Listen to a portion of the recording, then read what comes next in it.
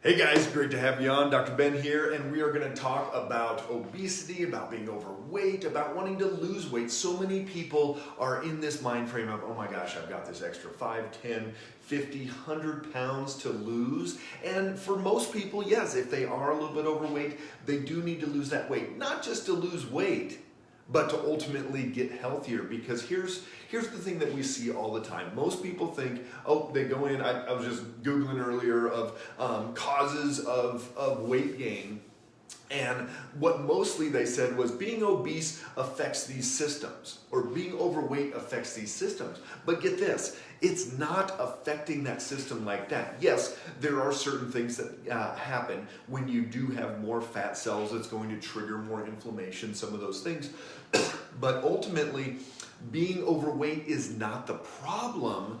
It's not the cause of ill health. It's a symptom of something is not going on. And that's the mind frame I want you guys to get into as you start thinking about your own weight or someone else that you love their weight as well, is that this is not the cause of the problem. It is a symptom of the problems. And there's usually multiple problems in there. So welcome. Love having you guys on. Pop down below where you're watching from, all over the country, all over the world. We get people. And this is a great community. If you've got questions, ask questions. If you've got suggestions, give suggestions. We love to gather as much of this information as we can. Paula, great to see you up there in Buffalo. Are you getting any snow? So here we go. Being overweight is not the cause of ill health. So think about this. Very rarely does somebody really come in and go, oh my gosh, I'm eating 5,000 calories a day and that's why I'm overweight. This isn't like the Biggest Loser show. Hey Deanne, I don't know why Facebook notifies us well over a minute into the lives. Sorry about that. We'll try to see if we can do that a little bit better to give you notification. So here's the deal. Very rarely do I get somebody like the Biggest Loser, where they're eating 5,000 calories a day, just sitting on the couch, just 100 pounds overweight, and that's the whole story.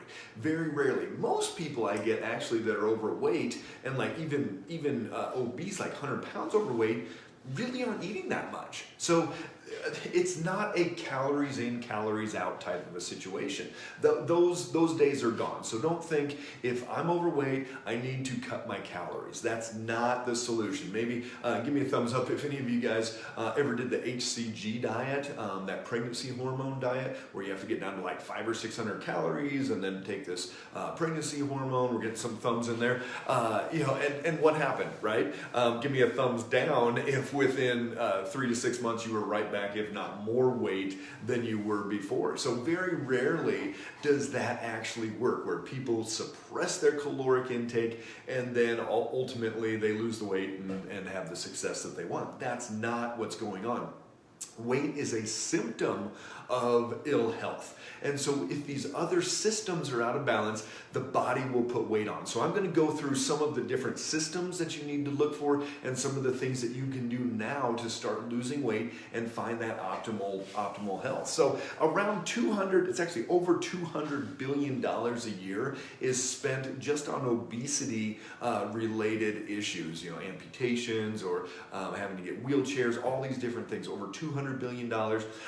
Really surprising fact that I found, 71% of people in the 17 to 24-year-old age bracket that would be called upon in a draft or go into the armed forces, 71% are disqualified for going into the military, and 31% are of the people that are not able to go into the military, 31% are obese. So 31% of people 17 to 24 are obese, and they couldn't qualify for the military. So, it's something that's not just affecting, it's going to affect their health long term or affect financials or things like that, but it's, potentially even affecting the security of our nation. How many of those people can become firefighters or police officers or all of these other things. So it's seriously going to take a toll on who's going to be able to support other people out there as well. So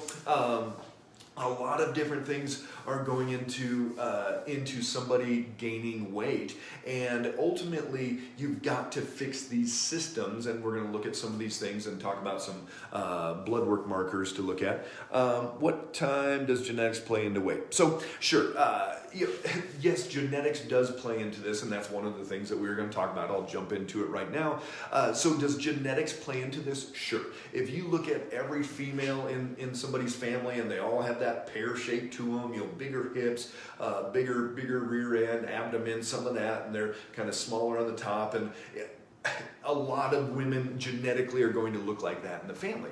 But I have a lot of patients that have diabetes in their family, and like everybody in their family has diabetes over 40, and yet not everybody has to have diabetes. So genetically, yes, some people are more predisposed. They'll never be looking like the Victoria's Secret model, just skinny. And yet that doesn't mean that everybody has to be overweight or obese. They may just be thicker. They may never be under 140 pounds, whatever it is, and that's fine as long as their systems are working as well as they should. So real quick for you guys jumping on here, I know some of you have already sent us your email.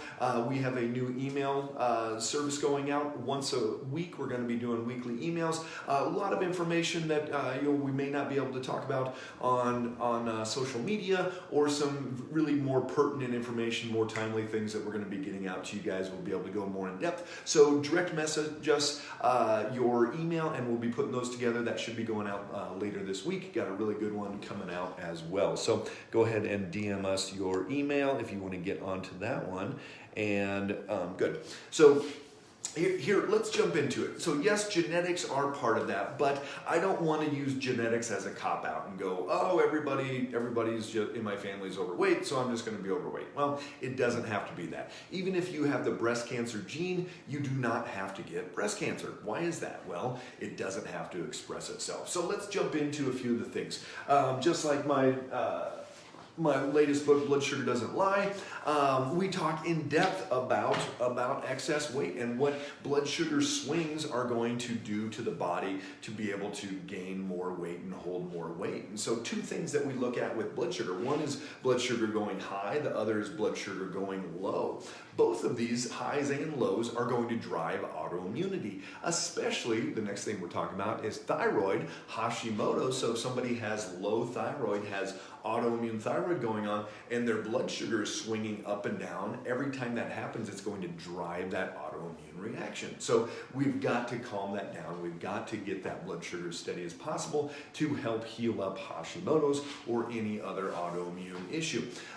So another thing that can happen when we get elevated blood sugar is we get elevated insulin. People ultimately start getting insulin resistance, and we know that with insulin resistance, that can trigger leaky gut as well. What does leaky gut do? Leaky gut can then lead into autoimmunity, but it can also lead into more of an inflammatory, more of a toxic state in the body. So blood sugar swings, every time it spikes up, it's going to create more inflammation. It's going to cause us to store more body fat, because think about this, we're going to use glucose in our cells, we're going to store it for short term in the liver, and once that's filled up, we're going to store it in fat cells. So the more that blood sugar spikes up, the more the body is triggered to say, hey, I need to store glucose in the fat because all these other things are filled up, and maybe it's going to be a long, hard winter, and we might not get food for a while. But guess what?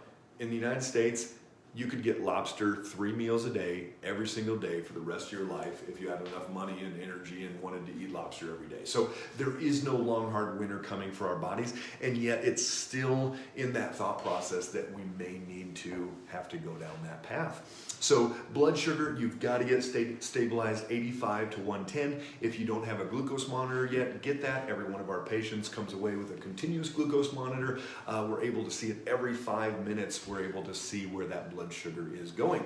So thyroid is another one you've got to get it figured out. You can't just run your TSH. You have to run your T3 and your T4, your reverse T3 and your TSH and your Hashimoto's markers, TPO and thyroglobulin, your TG. You have to run all of those markers to get a true understanding of why that thyroid is either too high or too low.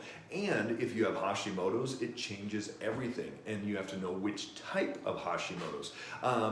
Let me know, anybody drop down below if you know which type of Hashimoto's you have and what you're doing about it, because if it's the transportation side, you've got to do some things differently. If it's the thyroid side, you've got to do some things differently there as well. So if anybody knows which type they have, or if you don't, let me not say I don't know, I just know I have Hashimoto's, because most of you, if you know you have Hashimoto's, do not know which type it is. So the thyroid, definitely a low thyroid state will cause the body to gain more weight. So it's basically a low metabolism. The furnace is turned down too low and it's just cold in the house and you're not burning many calories. The third thing that we look at is the liver. The liver definitely plays a role in body composition and being overweight, obese, all those different things. The liver is going to be stressed out from a couple big things that we look at. Number one, blood sugar, liver storage, liver kick out, liver. People get fatty liver from blood sugar swings. We see it all the time. Rarely do we see it from drinking. Almost all the time now we see it from these blood sugar swings. So we've got these blood sugar swings stressing out the liver. The other thing you have to look for is lymphocytes, which is going to be viral infections. So chronic viral issues can affect that liver too, and we're not going to be detoxifying like we need to. So you've got to be able to tell if you have liver issues, is it more blood sugar fatty liver, or is it more of a viral liver thing? That's important because that's depending on how we're going to treat this. Then from there we get into the gut and the microbiome. So the gut is going to have a huge effect on our weight and our obesity. How do we know this? Megan, I don't know if I do. How do I test for that? Also, what about IBS? If you're talking about Hashimoto's, it's a simple blood test to check for those two markers, TPO and thyroglobulin. DM us and we can get us some more information on that. So there's many studies have been done. So they take mice, they take a fecal transplant from one group of mice into another group. One group is overweight, the other group is normal weight, and they flip-flop. So the overweight mice, actually their weight comes down. The regular ideal body weight mice, their weight actually goes up when they change that fecal matter. So what does that mean? Well, our gut makes a huge impact on our body weight. And there was another study in humans. They flip-flopped their fecal transplant, and not only did their microbiome switch, but their belt size flip-flopped as well, meaning one abdomen got bigger, the other abdomen got smaller. So here's the interesting part though. The people that kept eating the same way, or the mice that fed the same diet, they reverted right back. So even though they lost weight, their weight went right back to where they were within like 6 months.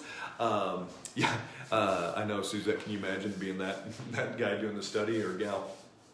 So we've got people, they'll get better if you give it. It's kind of like winning the lottery, woohoo! But then they go back and do what they've always done, and they put the weight right back on and start ruining their gut microbiome again. So I'm going to be getting into in depth a lot more on some gut stuff over the next couple weeks. A lot of information to get into on that. Huge amount that's affecting the nervous system. The gut is one of the first places we see Parkinson's, we see Alzheimer's, constipation. If you're constipated, there's a very good chance you're neurodegenerating. And that neurodegeneration is impacting the ability to move your stools. So you've got ABP, always be pooping. You've got to be going every single day. No doubt about it. Number one, start drinking water. But if that's not it, then we've got to look in depth into your brain. Hey, Gina, great to see you there.